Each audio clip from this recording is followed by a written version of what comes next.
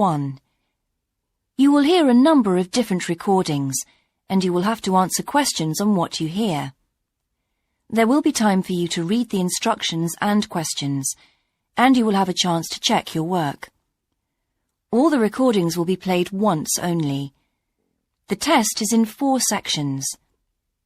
At the end of the test, you will be given 10 minutes to transfer your answers to an answer sheet. Now turn to Section 1. Section 1. You will hear a conversation between 2 friends called George and Nina about a summer music festival. First, you have some time to look at questions 1 and 2.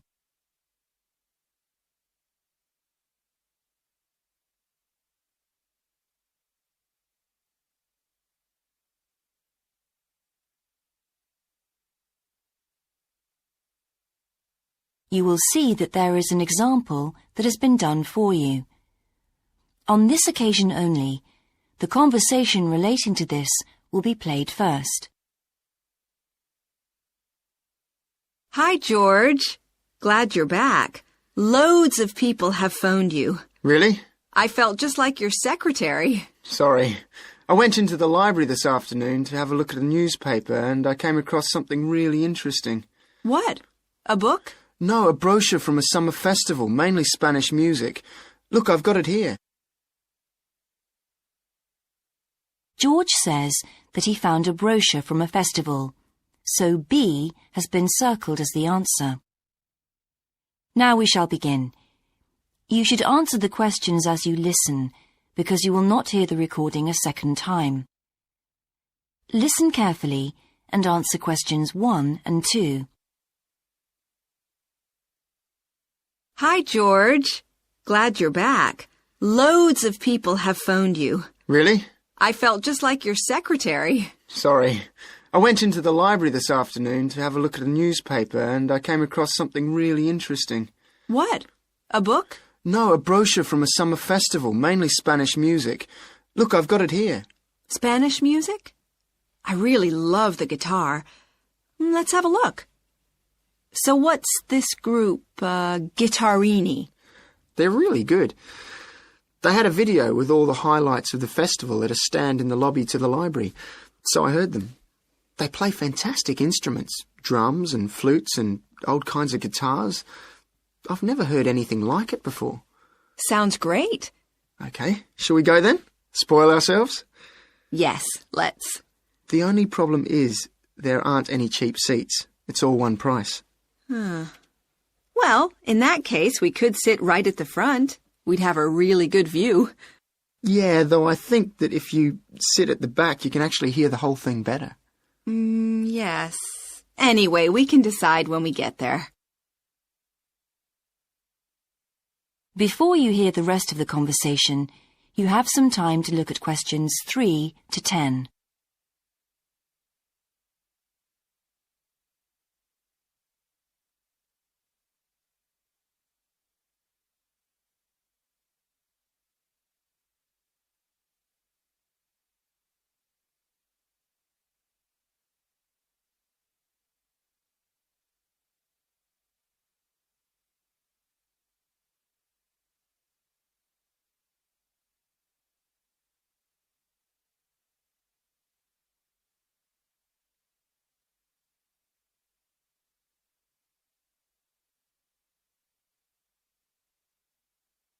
Now listen and answer questions 3 to 10. So will you fill in the form, or shall I? I'll do it. Name, George O'Neill. Address, 48 North Avenue, Westsea. Do you remember our new postcode? Still can't remember it.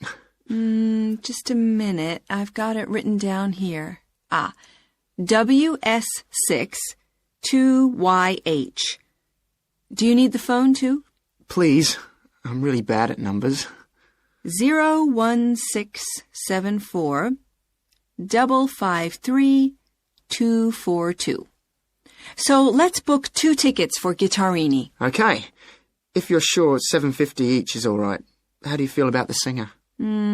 I haven't quite decided, but I've noticed something on the booking form that might just persuade me. What's that then? Free refreshments. Really? Yes, look here. Sunday, 17th of June. Singer. Ticket, £6, includes drinks in the garden. Sounds like a bargain to me. Yes. Let's book 2 tickets for that. So, what else? I'm feeling quite keen now. How about the pianist on the 22nd of June? Anna Ventura? I've just remembered that's my evening class night. That's okay.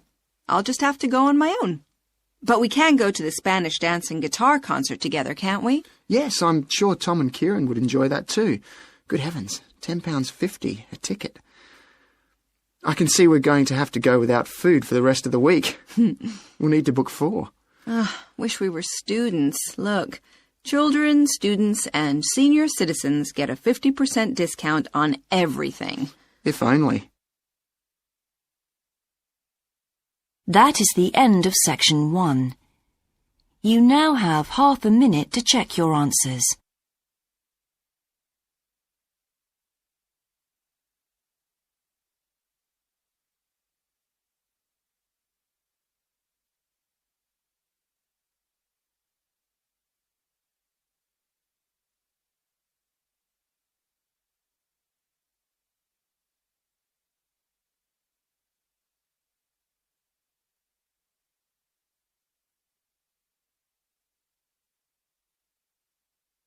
Now turn to section 2.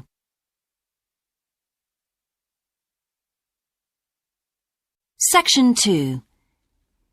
You will hear the education officer of a dinosaur museum giving information to some teachers who are planning a school visit. First, you have some time to look at questions 11 to 15.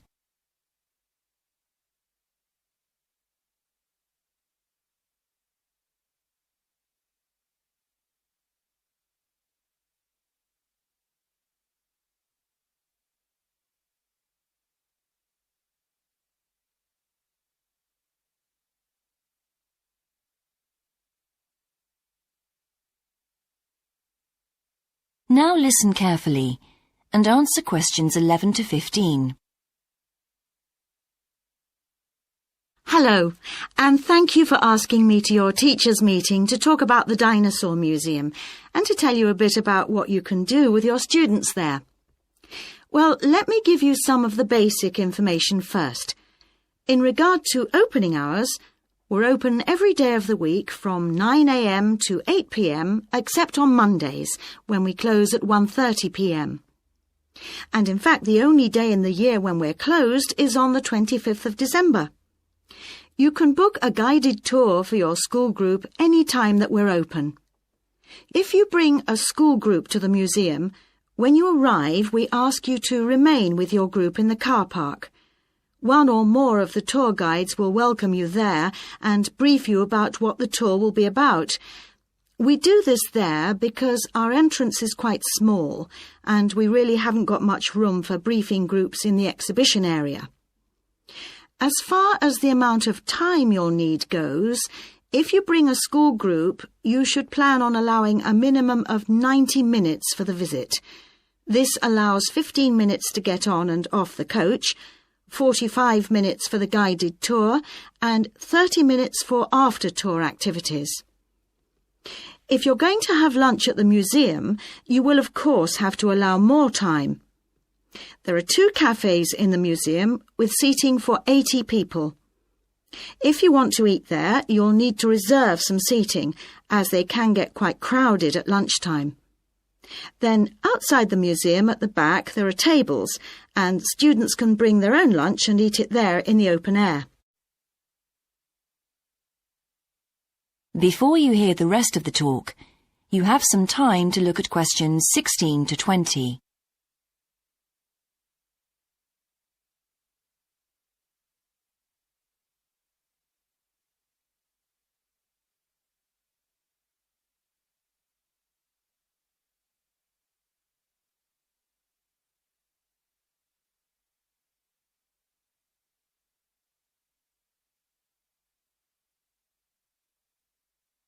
Now listen and answer questions 16 to 20. When the students come into the museum foyer, we ask them to check in their backpacks with their books, lunchboxes, etc. at the cloakroom before they enter the museum proper. I'm afraid in the past we have had a few things gone missing after school visits, so this is a strict rule. Also, some of the exhibits are fragile, and we don't want them to be accidentally knocked. But we do provide school students with handouts with questions and quizzes on them. There's so much that students can learn in the museum, and it's fun for them to have something to do. Of course, they'll need to bring something to write with for these. We do allow students to take photographs. For students who are doing projects, it's useful to make some kind of visual record of what they see that they can add to their reports. And finally, they should not bring anything to eat into the museum, or drinks of any kind. There are also a few things that students can do after the tour. In the theaterette on the ground floor, there are continuous screenings of short documentaries about dinosaurs which they can see at any time. We used to have an activity room with more interactive things like making models of dinosaurs and drawing and painting pictures, even hunting for dinosaur eggs. But unfortunately the room was damaged in a bad storm recently when water came in the roof, so that's closed at the moment. But we do have an IT centre where students have access to CD-ROMs with a range of dinosaur games. These games are a lot of fun, but they also teach the students about the lives of dinosaurs, how they found food, protected their habitat, survived threats, that kind of thing. And I think that's all I have to tell you. Please feel free to ask any questions if you would like to know anything else about. That is the end of section 2. You now have half a minute to check your answers.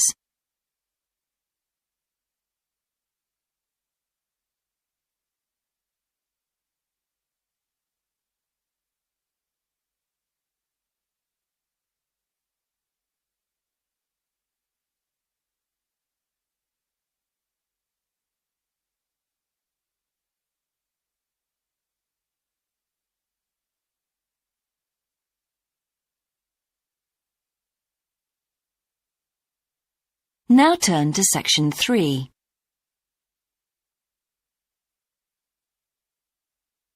Section 3. You will hear a student called Sandra talking to her tutor about a draft proposal she has written for a competition. First, you have some time to look at questions 21 to 24.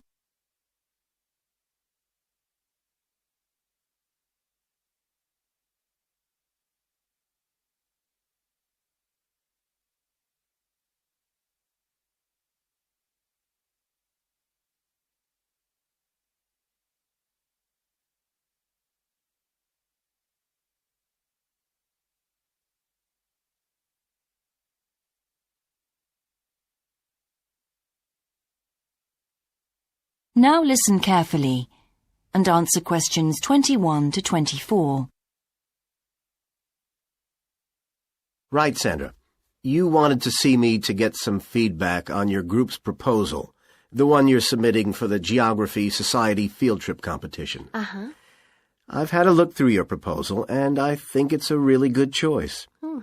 In fact, I only have a few things to say about it, but even in an outline document like this, you really have to be careful to avoid typos and problems with layout in the proposal, and even in the contents page.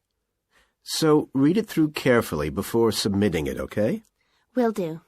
And I've made a few notes on the proposal about things which could have been better sequenced. Okay. As for the writing itself, I've annotated the proposal as and where I thought it could be improved.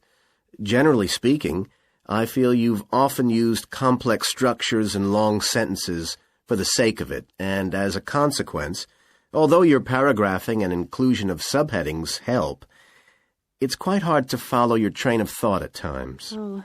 So, cut them down a bit, can you? Really? Yes, and don't forget simple formatting like numbering. Didn't I use page numbers? I didn't mean that. Look, You've remembered to include headers and footers, which is good, but listing ideas clearly is important. Number them or use bullet points, which is even clearer. Then you'll focus the reader on your main points.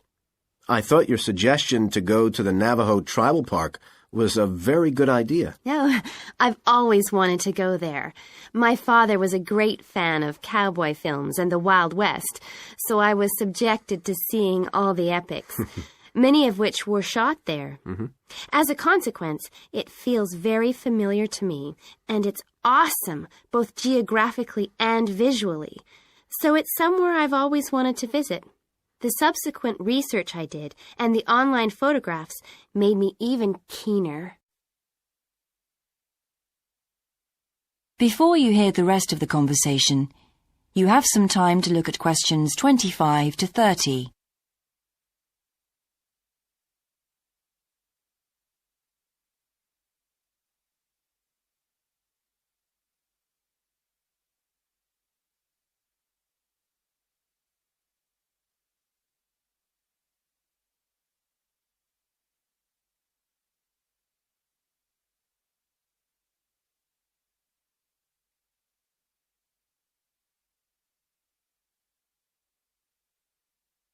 Now listen and answer questions 25 to 30. Interesting. Right, let's look at the content of your proposal now. Did you find it comprehensive enough? Well, yes and no. You've listed several different topics on your contents page, but I'm not sure they're all relevant. No? Well, I thought that from the perspective of a field trip, one thing I needed to focus on was the sandstone plateau and cliffs themselves. The way they tower up from the flat landscape is just amazing. The fact that the surrounding softer rocks were eroded by wind and rain, leaving these huge outcrops high above the plain. It's hardly surprising that tourists flock to see the area. Well, yes, I'd agree with including those points. And then the fact that it's been home to Native American Navajos and all the social history that goes with that. The hardships they endured trying to save their territory from the invading settlers. Their culture is so rich. All those wonderful stories. Well, I agree it's interesting, but it's not immediately relevant to your proposal, Sandra. So, at this stage, I suggest you focus on other considerations. I think an indication of what the students on the trip could actually do when they get there should be far more central, so that certainly needs to be included and to be expanded upon. And I'd like to see something about the local wildlife and vegetation, too. Not that I imagine there's much to see. Presumably the tourist invasion hasn't helped. Okay, I'll do some work on those two areas as well. But you're right, there's not much apart from some very shallow-rooted species. Although it's cold and snowy there in the winter, the earth is baked so hard in the summer sun that rainwater can't penetrate. So it's a case of flood or drought, really. So I understand. Now, before we look at everything in more detail, I've got a few factual questions for you. It would be a good idea to include the answers in your finished proposal, because they're missing from your draft. Fine. So you mentioned the monoliths and the spires, which was good. But what area does the tribal park cover? Do you know? 12,000 hectares, and the plain is at about 5,850 meters above sea level. Larger than I expected. Okay, where's the nearest accommodation? That's a practical detail that you haven't included. Have you done any research on that? Yes. There's nowhere to stay in the park itself, but there's an old trading post called Goulding quite near. All kinds of tours start from Goulding, too. What kind of tours? Well, the most popular are in four-wheel drive Jeeps, but I wouldn't recommend hiring those. I think the best way to appreciate the area would be to hire horses instead and trek around on those. Biking is not allowed, and it's impossible to drive around the area in private vehicles. The tracks are too rough. Okay. Lastly, what else is worth visiting there? There are several caves, but I haven't looked into any details. I'll find out about them. Okay, good. Now what I'd like to know is more about... That is the end of section 3. You now have half a minute to check your answers.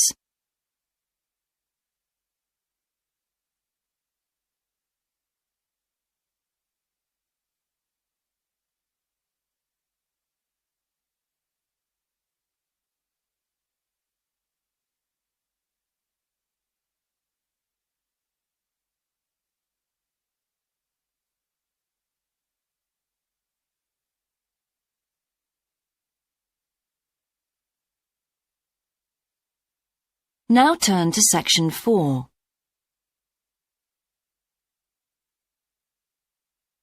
Section 4. You will hear a lecturer's introduction to a geography module. First, you have some time to look at questions 31 to 40.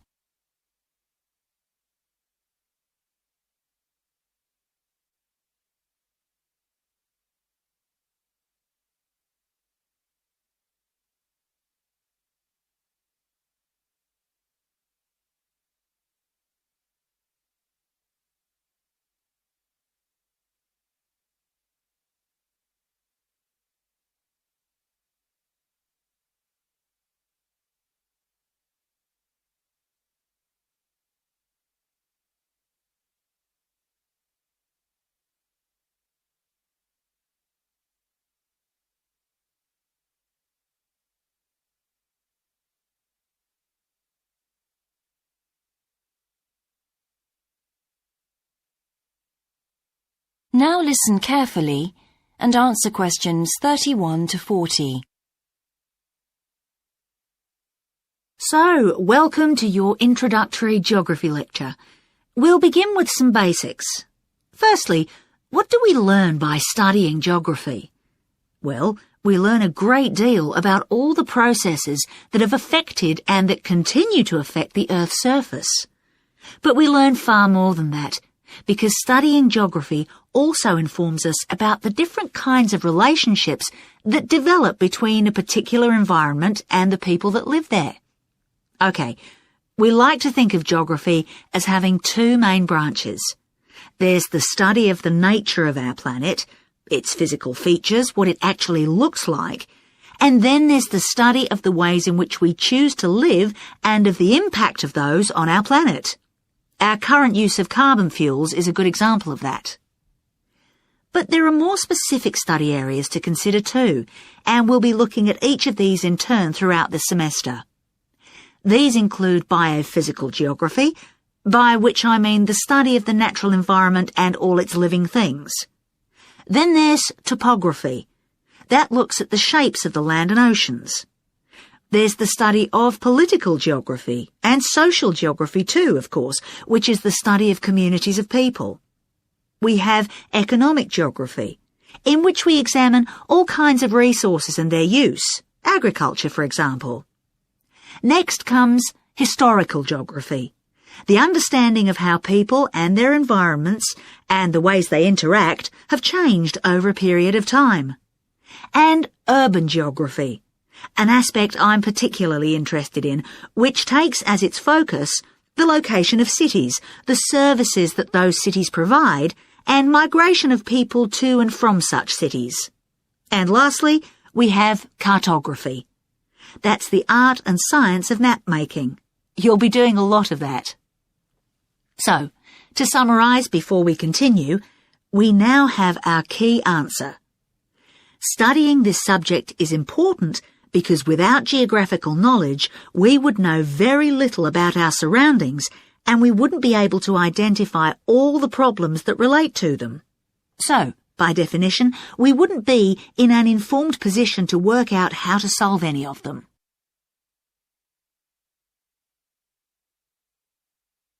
Okay, now for some practicalities.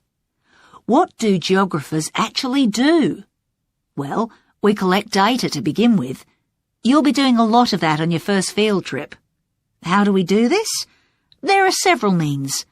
We might, for example, conduct a census, count a population in a given area perhaps.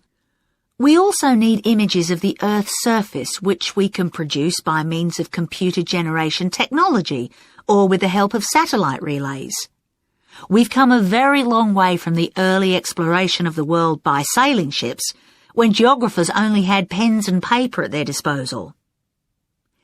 After we've gathered our information, we must analyse it. We need to look for patterns, most commonly those of causes and consequences. This kind of information helps us to predict and resolve problems that could affect the world we live in. But we don't keep all this information confidential. We then need to publish our findings so that other people can access it and be informed by it. And one way in which this information can be published is in the form of maps. You'll all have used one at some stage of your life already. Let's consider the benefits of maps from a geographer's perspective. Maps can be folded and put in a pocket and can provide a great store of reference when they're collected into an atlas. They can depict the physical features of the entire planet if necessary, or just a small part of it in much greater detail. But there is a drawback. You can't exactly replicate something that is three-dimensional, like our planet, on a flat piece of paper, because paper has only 2 dimensions. And that means there'll always be a certain degree of distortion on a map. It can't be avoided. We can also use aerial photographs, pictures taken by cameras at high altitude above the Earth. These are great for showing all kinds of geographical features that are not easy to see from the ground. You can easily illustrate areas of diseased trees, or how much traffic is on the roads at a given time, or information about deep seabeds, for example. Then there are Landsats. These are satellites that circle the Earth and transmit visual information to computers at receiving stations. They circle the Earth several times a day and can provide a massive information. You'll all be familiar with the information they give us about the weather, for example. So what we're going to do now is look at a short presentation in which you'll see all these tools. That is the end of section 4. You now have half a minute to check your answers.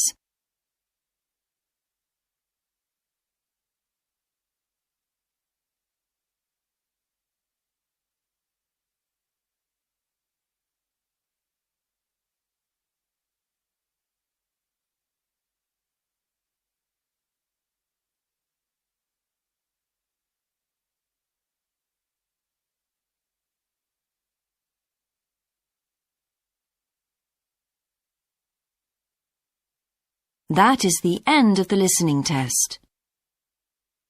In the IELTS test, you would now have 10 minutes to transfer your answers to the answer sheet.